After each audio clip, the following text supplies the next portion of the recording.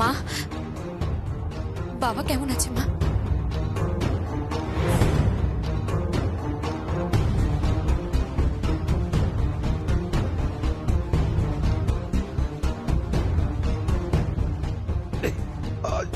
এই উমা, এখানে কেন এসছে? হ্যাঁ, এখানে কেন এসছে? ওকে বলে দাও যে ওর বাবা ওর জন্য মৃত। ওর বাবা বেঁচে আছে কি মরে গেছে সেটা নিয়ে ওর মাথা না ঘামালেও চলবে। এই ওকে এখান থেকে চলে যেতে বলো, চলে যেতে বলো।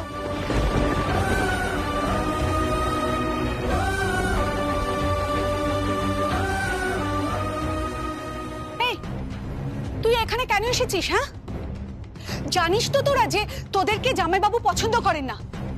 এবার মানুষটাকে একটু শান্তিতে থাকতে দে না। যেরকম জামাই সেরকম তুই। তোদের দোকান কাটে নাকি? লাজ লজ্জা বলে কিচ্ছু নেই? বারবার এই বাড়িতে চলে আসিস, যা না এখান থেকে। মাসি, ওই বাড়ির জামাই হয় সেটা তুমি ভুলে যেও না। তুই চুপ কর, একদম চুপ। জামাই? ও এবাড়ির জামাই হয়? ওকে সেদিনই জামাই বলে মানা হবে যেদিন আমার জামাই বাবু ওকে এবাড়ির জামাই বলে মানবে। মানে না আপনি মোড়ল। আর এবাড়ির জামাই ও থেকে হলো রে? এবাড়ির জামাইয়ের কথা বলছিস না? এবাড়ির জামাই হলো গিয়ে সংকল্প।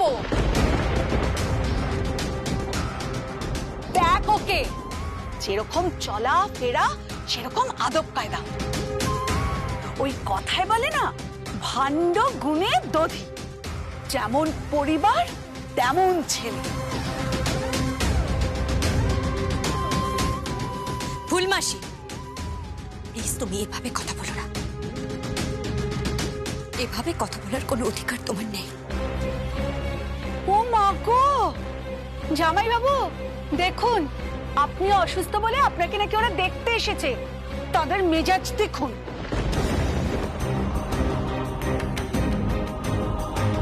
আমি তোমাকে তখনই বলেছিলাম এসো না এখানে, শুধু শুধু অপমানিত হতে হবে।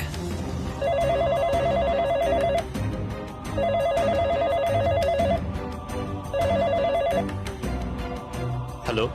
হ্যাঁ, হ্যালো দাদা, বাবা কেমন আছে রে? ঠিক আছে তো বাবা? আচ্ছা দিচ্ছি, দাঁড়া, তুই বাবার সঙ্গে কথা বল। বাবা। কি কি? প্রিয়ম।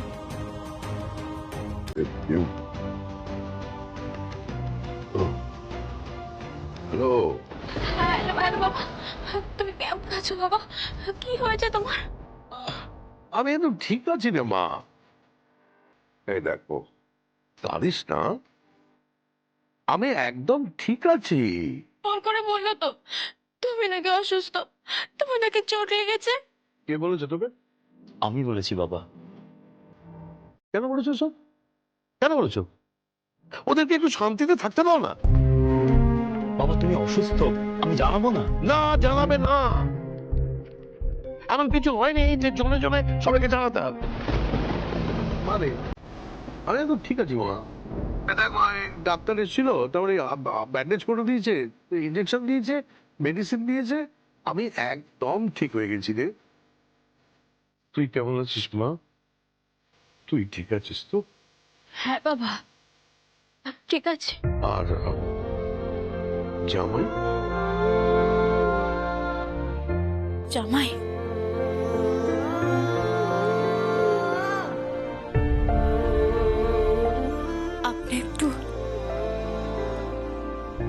আপনি একটু বাবার সাথে কথা বলতে পারবেন?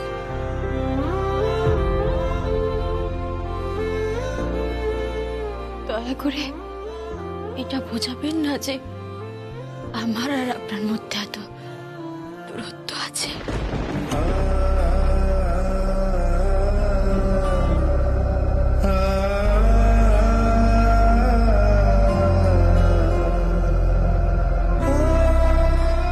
হ্যালো, হ্যাঁ আমি সংকল্প বলছি। হ্যাঁ জামাই বাবা, তুমি কেমন আছো বাবা? আমি ভালো আছি। শুনলাম আপনি চোট পেয়েছেন। এখন ঠিক আছেন তো? আমি একদম ঠিক আছি বাবা। আমার মেয়েটাকে একটু দেখো বাবা। আমার মেয়েটার একটু যত্ন নিও বাবা।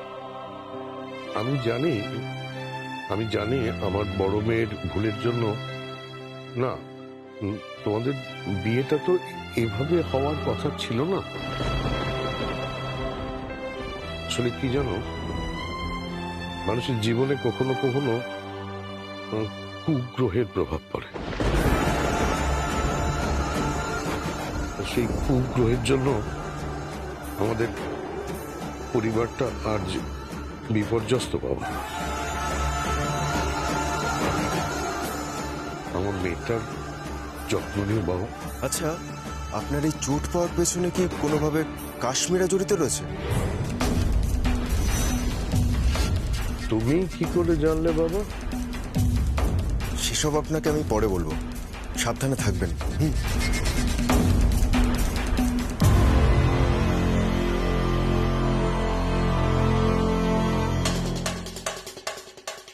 ও কি করে জানলো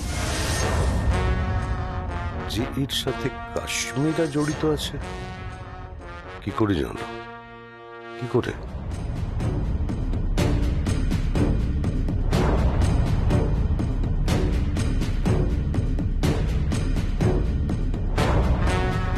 কিরে, এখনো এখানে দাঁড়িয়ে আছিস কেন? যা এখান থেকে। দেখ, অসুস্থ মানুষটাকে মাথা গরম করিয়ে না তার ব্লাড প্রেশার আর বাড়াস না। খুব তো বড় বড় কথা বলে গিয়েছি, জীবনে এ বাড়িতে আর কোনোদিন আসবো না, এ বাড়ির চৌকাঠে পা রাখবো না। তাহলে কেন এসেছিস? হ্যাঁ, কেন এসেছিস? বাবা, ফুলবাসীকে তুমি কিছু বলবে না বাবা? সীমা, এসব কি হচ্ছে কি? হ্যাঁ, ঠিক বলেছ। চলে যেতে বলো। ও যদি মারা যায়, কিংবা এই অকাল কুষ্মাণ্ডটা মারা যায়, কিংবা আমি যদি মারা যাই, আমরা কেউ কারু খবর দিতে যাব না। কেউ কারু ছায়া একে অন্যকে দেখাবো না। এটা তো বলে দাও।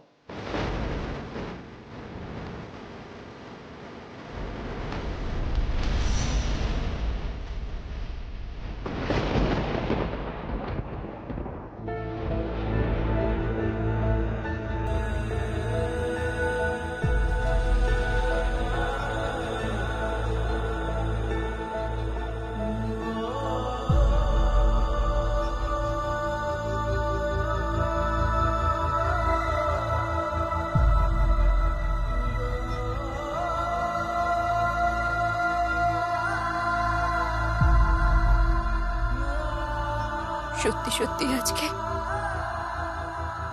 বিদায় নিলাম মা, বিদায় নিলাম মা। তোমার মেয়ের চিরকালের জন্য বিদায় হয়ে গেল।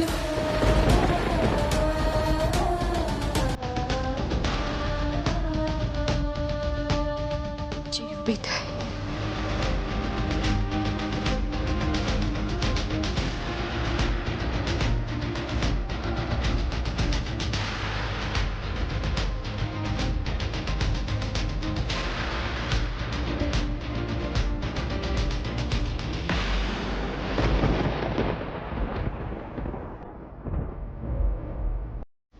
তুমি এত নিষ্ঠুর!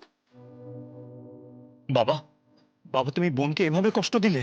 চুপ কর, চুপ। আমি ভাবছি সংকল্প কি করে জানলো?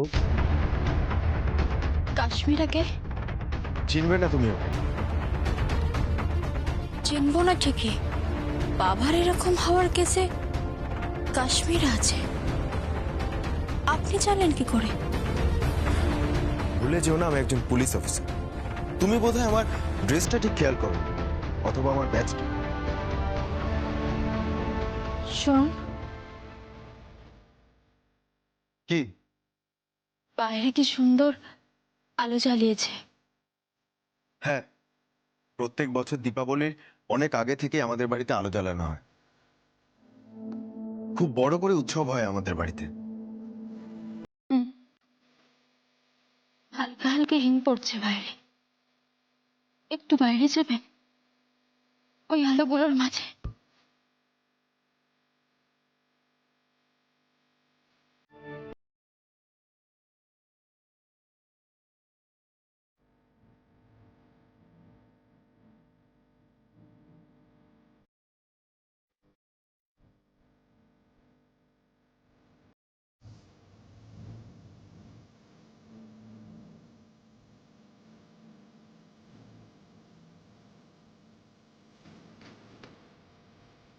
কেন আমার থেকে দূরে সরে যাবে? তো একা লাগে আমার। থাকুন আমার কাছে প্লিজ। আমার জীবনের প্রথম পুরুষ আপনি, প্রথম ভালোবাসা, বাড়ির বউ আমি। আমার না বলতে খুব লজ্জা লাগে জানেন, তবুও লজ্জার মাথা খেয়ে বলি।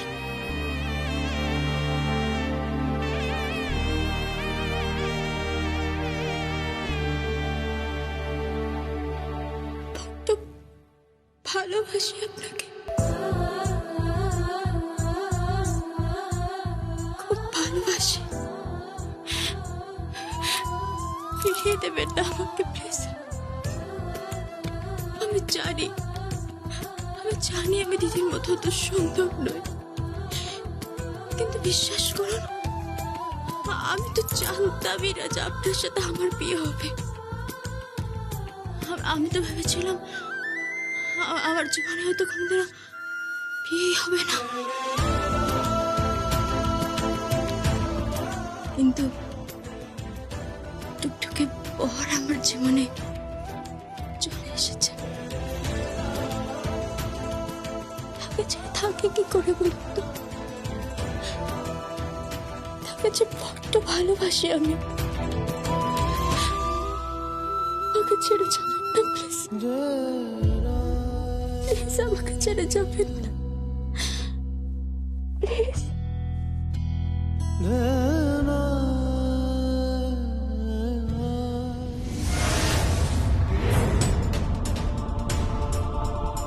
কে কে ওখানে?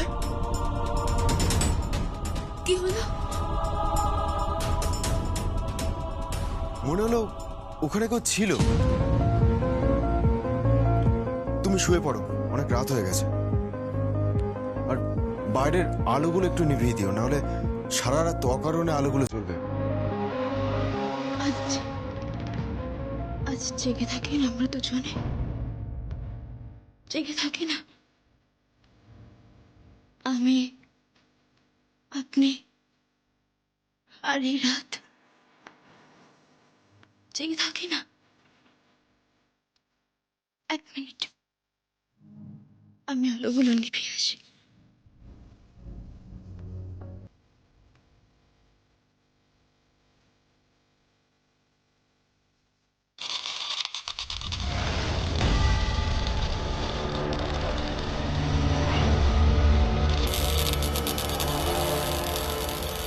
প্রিয়ম! ও মাই গড, মনে হচ্ছে ইলেকট্রিক শক।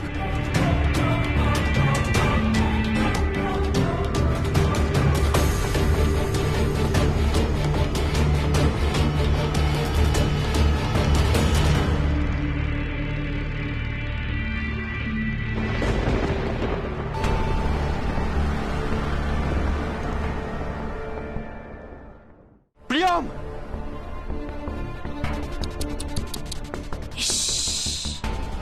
সংকল্পের জন্য বেঁচে গেল। মেয়েটার অ্যাক্সিডেন্টে মৃত্যু হতো, কেউ বুঝতে পারতো না।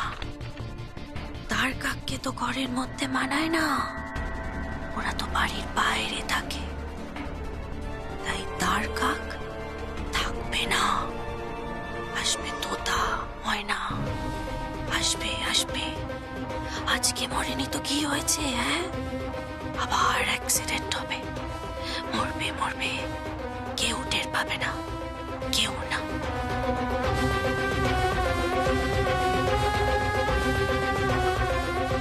প্রিয়ম, প্রিয়ম, প্রিয়ম, প্রিয়ম, কি হলো?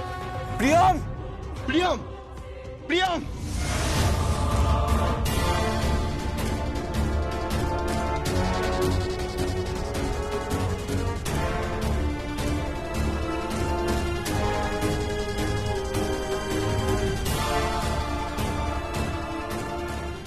প্রিয়ম, প্রিয়ম, প্রিয়ম, প্রিয়ম, ওঠো।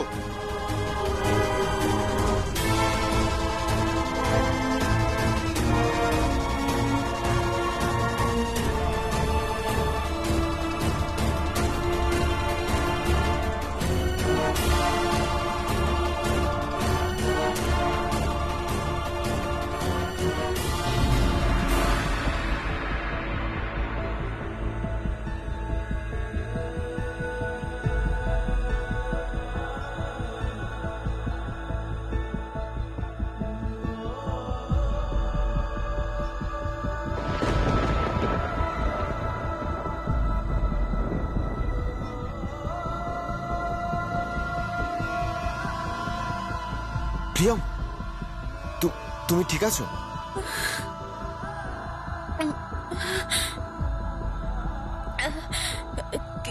কি হয়েছিল আমার? খুব জোর ইলেকট্রিক শক খেয়েছিলে তুমি। দাঁড়াও তো, আমি দেখি।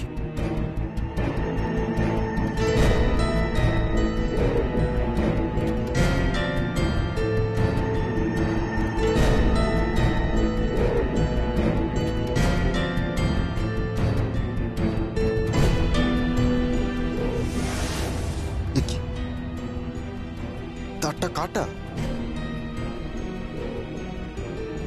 কিন্তু ব্ল্যাক পয়েন্টে তো এরকম তার থাকার কথা না। তাহলে কি কেউ ইচ্ছে করে তারটা কেটে রেখে গেছে? কিন্তু কেন? অদ্ভুত।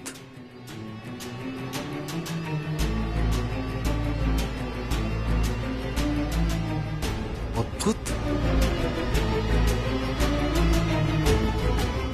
তাহলে কি প্রিয়মকে কেউ মারার চেষ্টা করছে? আর কখনো বাড়িতে যাব না, ওই বাড়ির চোখ কাঠও পা দেবো না, জীবনে কখনো ওই বাড়িতে যাব না।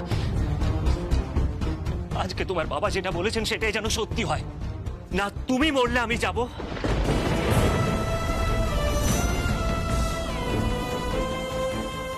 না উনি মরলে তুমি যাবে।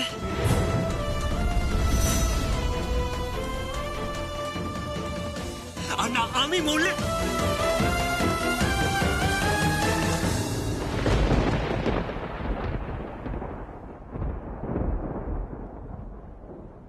এভাবে বলো না, দোহাই তোমার, এভাবে তুমি বলো না। বাবা যা বলেছে রাগের বশে বলেছে। বাবা তুমি না, রাগের বশে নয়। উনি আমাকে ঘেন্না করেন, উনি আমাকে অপছন্দ করেন। উনি আফসোস করেন যে কেন তোমার সঙ্গে সংকল্পের বিয়ে হলো না, কেন কেন আমার সঙ্গে বিয়ে হয়েছে, উনি আফসোস করেন।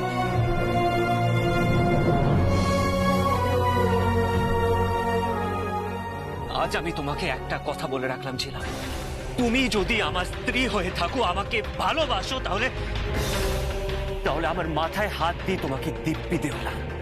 আমি যদি মরেও যাই, তুমি কোনোদিন ওই রাঘব চ্যাটার্জির চোখ কাঠেও দাঁড়াবে না।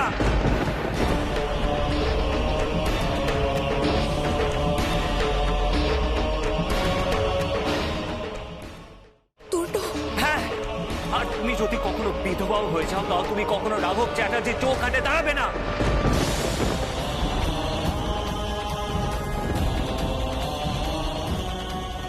কি বলছো কি তুমি? দুটো এসব কি বলছো?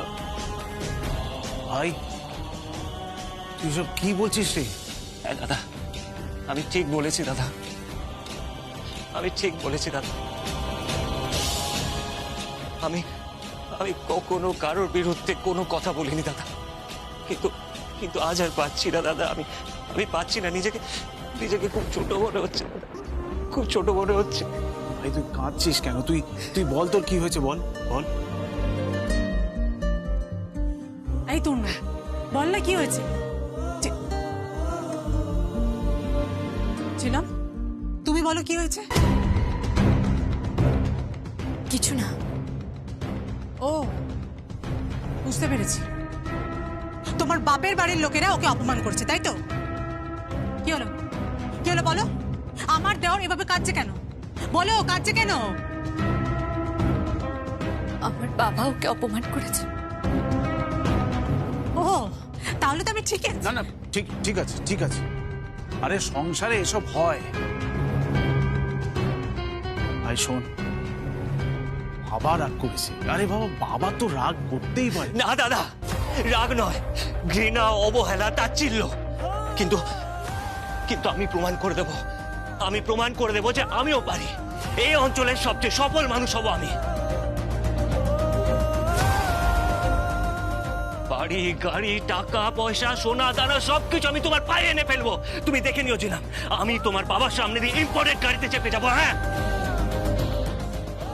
একটার পর একটা সম্পত্তি বাড়িয়ে তুলবো আমি, একটার পর একটা সম্পত্তি। সবকিছু আমি টাকায় ভরিয়ে দেবো, না হলে আমার নামও তুল্য নয়।